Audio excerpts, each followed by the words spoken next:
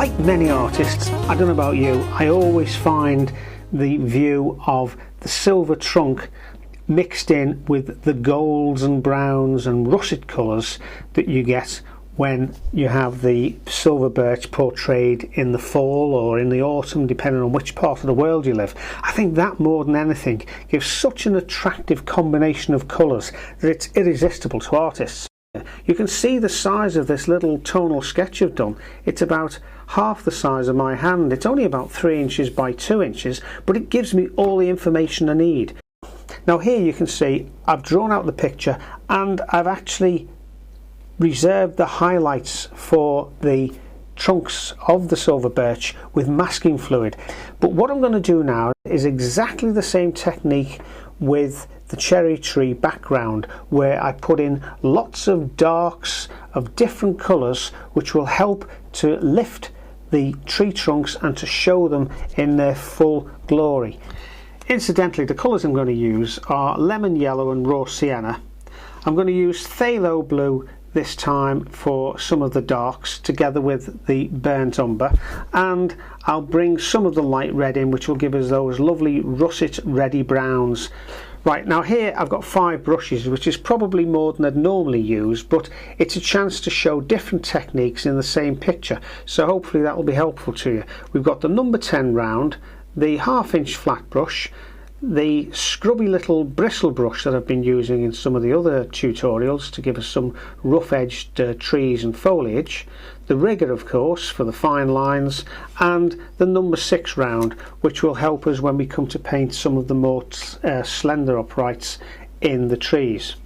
Right, I'm starting in the centre with a good dollop of fairly strong raw sienna.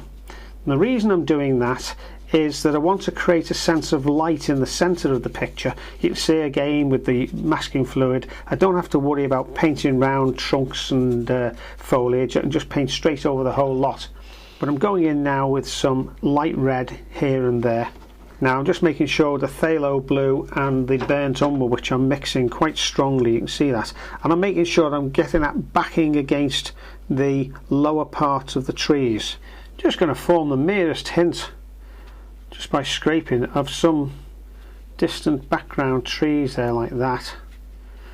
And I'm going to scrape out some highlights, some light trunks, which will give the impression of some light trunks and branches and whatnot in the distance. And for that I'm using the flat edge of this palette knife. Let's take it into this paint here, which is still a bit damp, but it isn't flooded and shiny like this is. So if we go in there like that, you can see right away how that immediately works and gives us the lighter trunks that we want. Right, I've got a mix of raw sienna now and light red, and I'm just dabbing in some of these foreground areas. I've got a mix of raw sienna and a touch of phthalo blue in the foreground here. A little bit more raw sienna as we come forward, darken this out towards the foreground. You see how much stronger and more defined the foreground is. This is burnt umber mixed with a touch of raw sienna. I don't want it completely covering any of the white bits of the pathway, just really just to take the white harsh edge off it.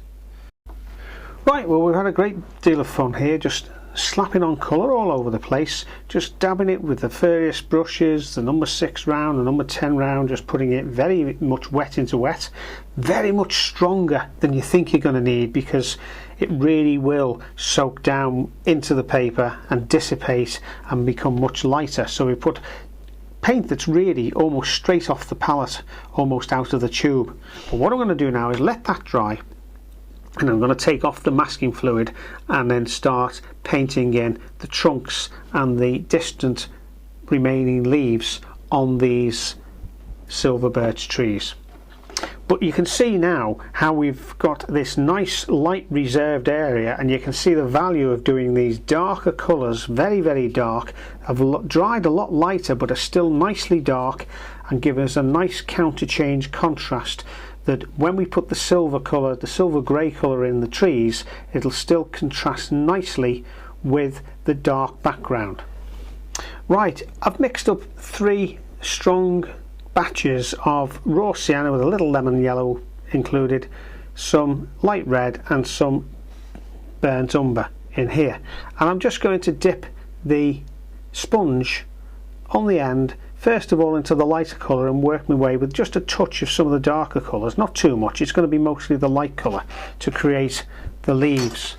Right, now this is pretty neat, strong raw sienna paint I'm using. It's almost straight out of the tube. You can see it's very, very strong indeed. Now I'm going to put in just a little hint of the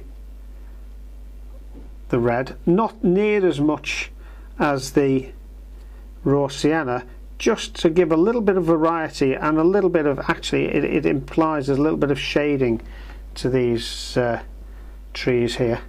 Right, now I've put together here a mix of phthalo blue and light red to give us the grey. Very, very watery. You can see it's more water than paint, which is all we want. Now you can see the value of putting the leaves in before I'm actually painting the trunk, because the trunk now appears to go in and out of the leaf clusters. Right, now I'm going to make a stronger mix here, because what I want to do is just touch, you can see with that stronger mix there, particularly down at the bottom, is just flick across, so it gives the impression of the rounded part of the tree and some of the texture coming across